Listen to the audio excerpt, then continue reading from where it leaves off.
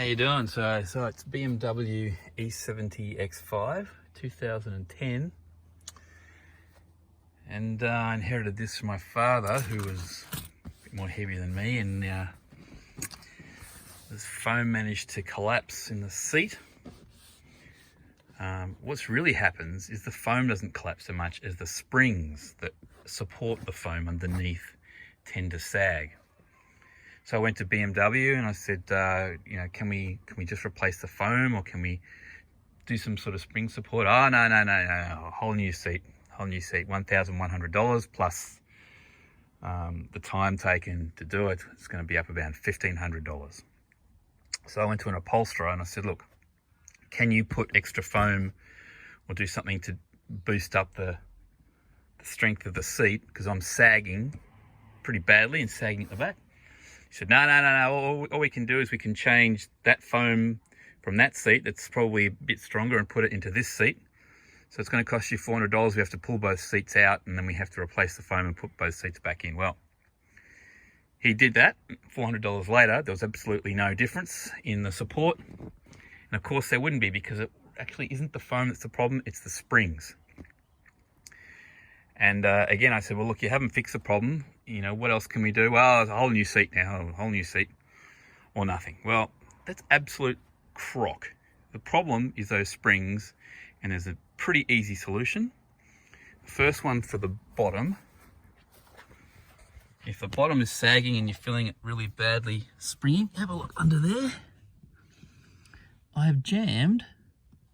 You literally go under the seat, you stick your head under and you just jam some wood under the leaf springs there.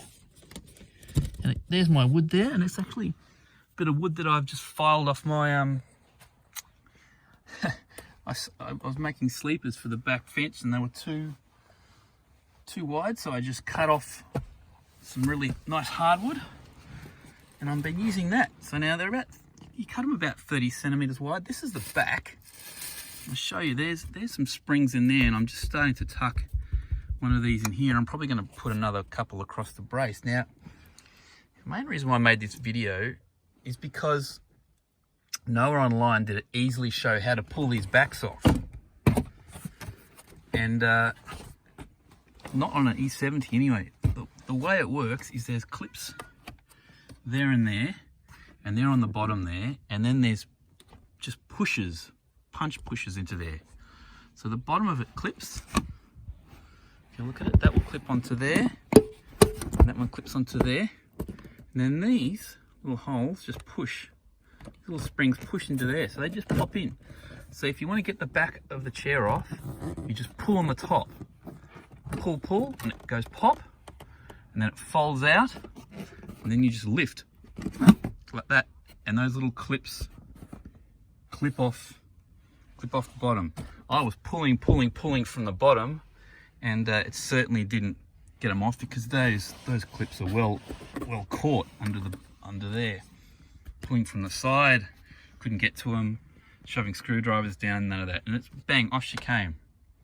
So then it's a matter of, to support the front, just putting something behind these springs here, and these are your culprits. These guys and these guys have all gone loose, and this foam may have collapsed a little bit, but the springs have certainly become one of the major contributors to the problem. So I'm just going to chuck a heap of this wood down here. I've measured 33 centimeters across, manages to tuck them in right into those springs there, and this will be a whole different animal. By the way, the guy that charged me $400 to swing the seats over, look at that, look what he did. Unbelievable. And I went to him and I said, what is that? He said, I don't know, that was already there.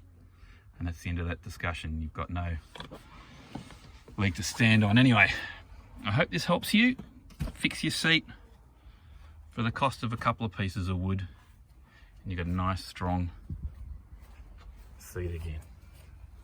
Good luck.